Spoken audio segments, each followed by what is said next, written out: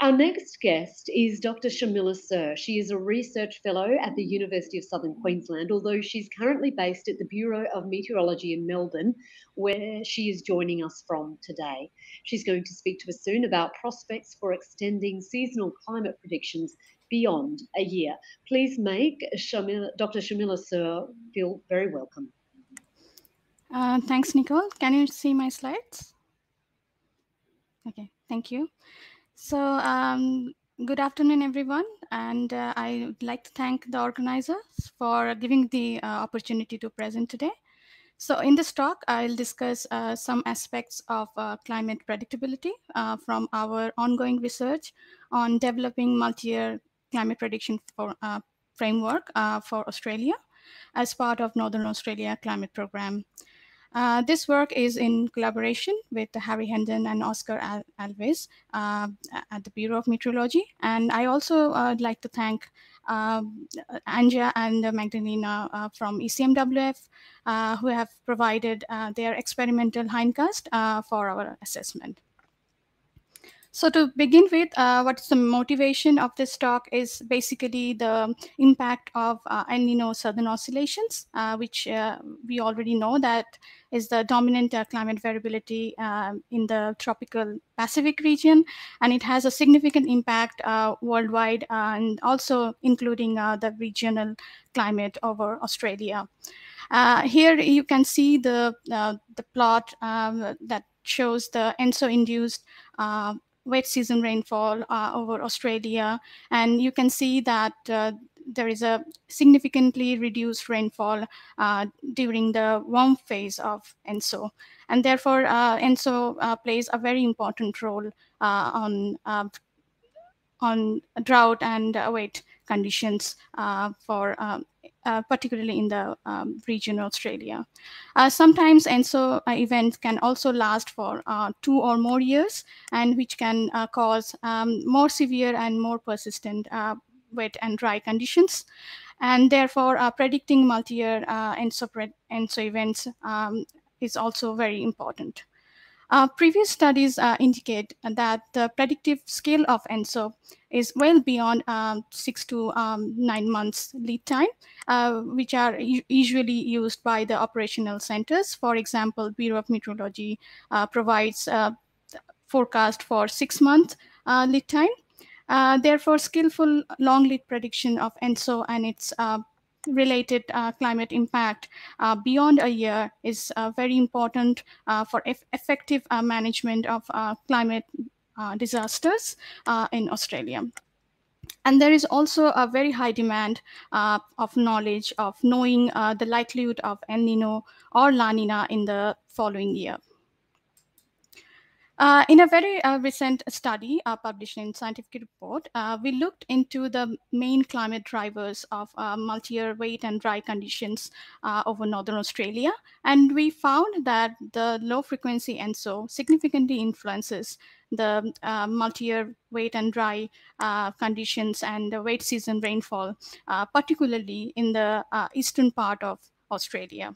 And therefore, predicting ENSO at a multi-year timescale is very important, particularly for Northern Australia and its part of Australia. We have made several assessment of long lead ENSO predictions as part of Northern Australia Climate Program based on available experimental hindcast from different global climate forecast systems.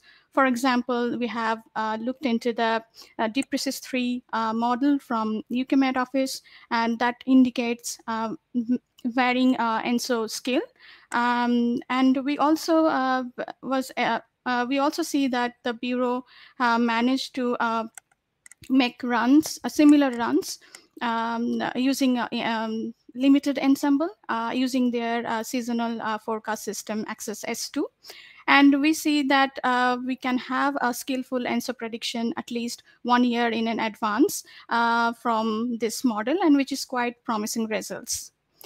However, we also know that running multi-year hindcasts is computationally very expensive, and so we got the opportunity to assess multi-year hindcast from the ECMWF model, ECMWF. So this hindcast is based on 110 years of 2-year-long hindcast with the May start and November start. So in this talk, I will discuss more results based on this experiment and hindcast. So all the information and the understanding we'll get from this assessment will help us to develop multi-year climate prediction forecast framework for Northern Australia, and which is a new basis for predicting multi-year climate over Australia. So to begin with, first we address how far we can predict ENSO. Here I show the prediction of NINO 3.4 index, which is basically a proxy of ENSO. And here I have used 3 different hindcast period. The first one is using 110 years of data, which is in green. Then we also use the recent 60 years shown as a blue curve, and also in the recent 30 years hindcast period. What we see here is that the ENSO can be predicted at least 1.5 years in advance, particularly for the forecast in the recent period. And the best forecast that we achieve in the recent period is associated with the most recent initialization and using best ocean and atmospheric data sets. We further looked into which ENSO phase is more predictable. So here I show on the left, we show the prediction scale for predicting transition from El Nino to La Nina. And on the right, I show here the prediction scale for predicting La Nina to El Nino. And what we see here is that when we try to predict La Nina in the second year and following the El Nino, the model can predict much better ENSO state in the second year. And compared to that, we see that the prediction from La Nina to El Nino is less predictable in this model. So therefore, we can say that the La Nina in the second year of the forecast is more predictable when initialized at El Nino state. We further looked into the prospect of predicting multi-year El Nino events using ECMWF hindcast.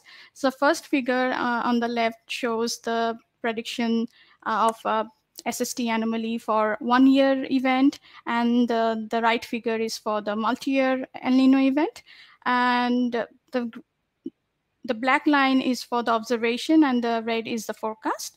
And you can see that the predictability of 1-year event duration is quite good in this model.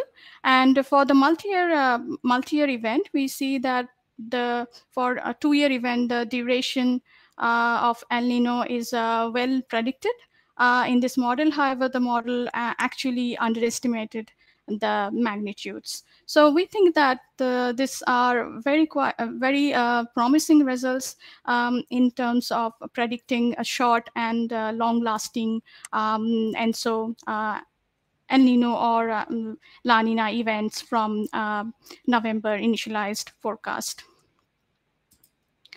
We further looked into the 2-year prediction scale of global SST and for year 1 and year 2, because predicting global SST skillfully can help predicting the regional climate variability quite well.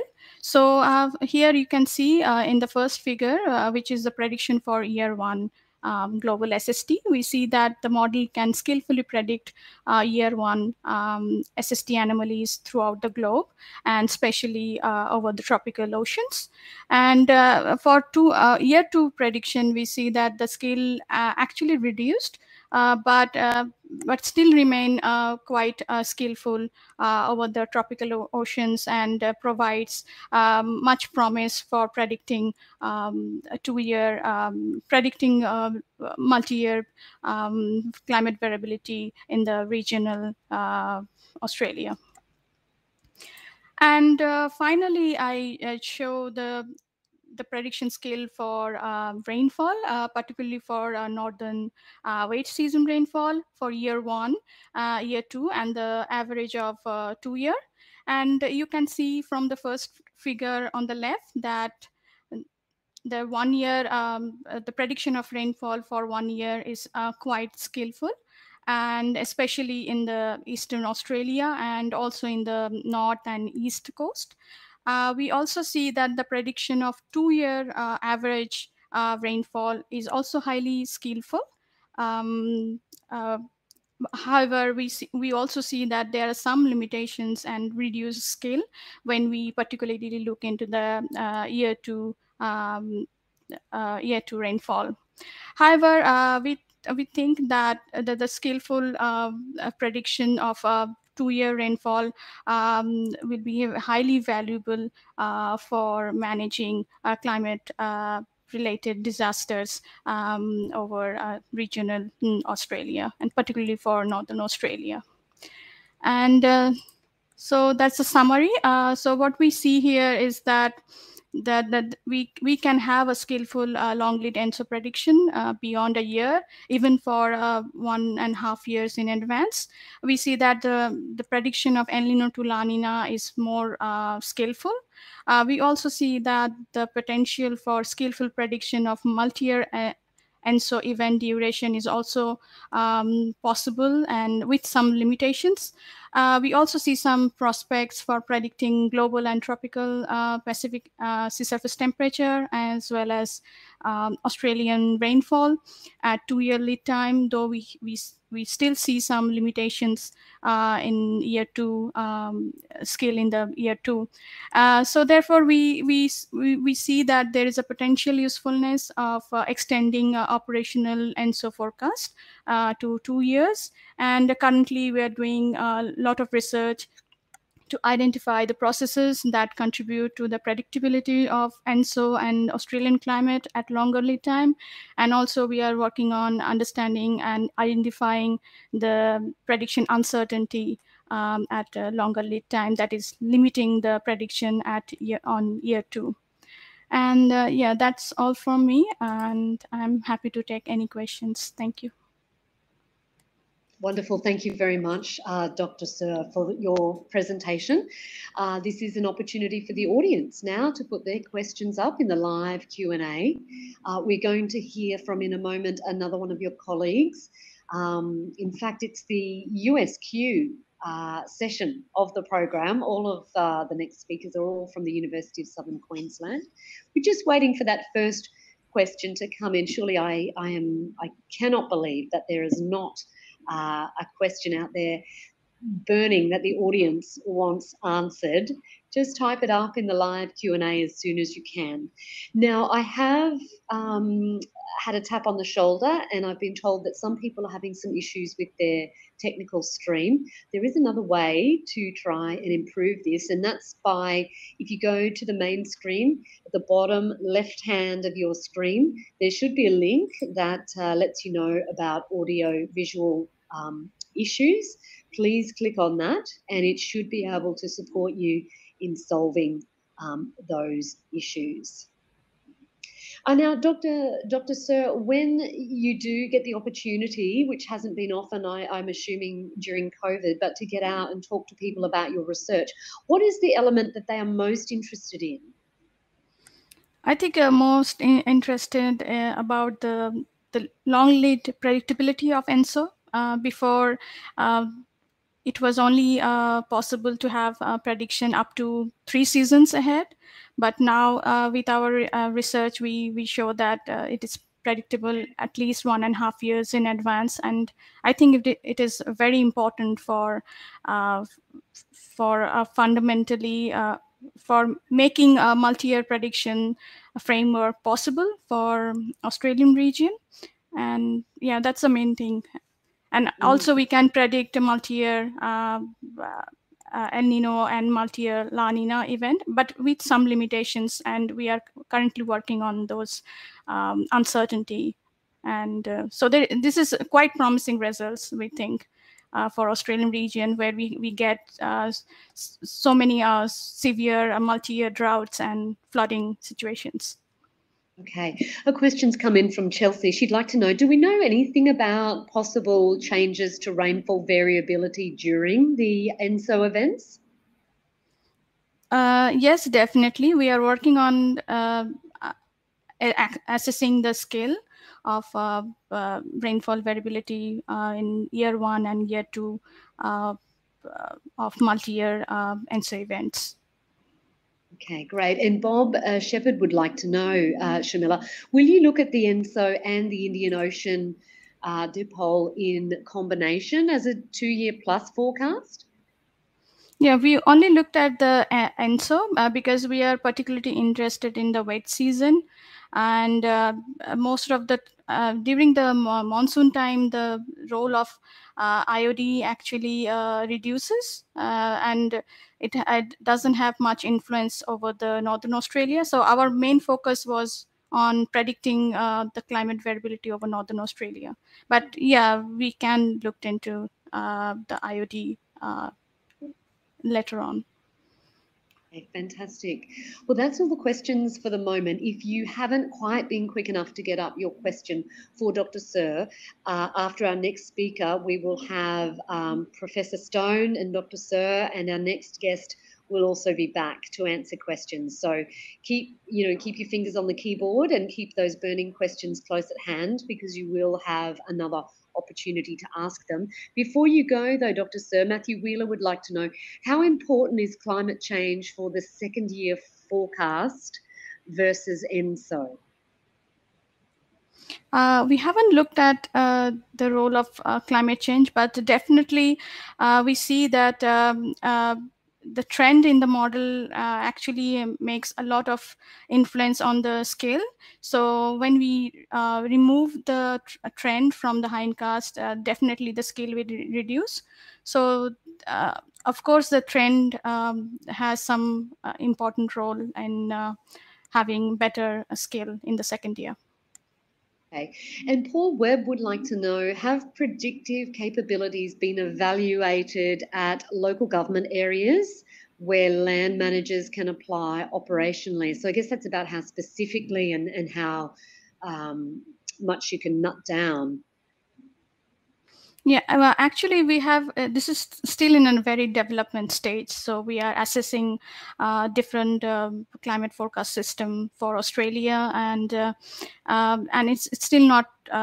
So Bureau has not decided to make operational unless we identify the science and we improve the predictability in the forecasting model.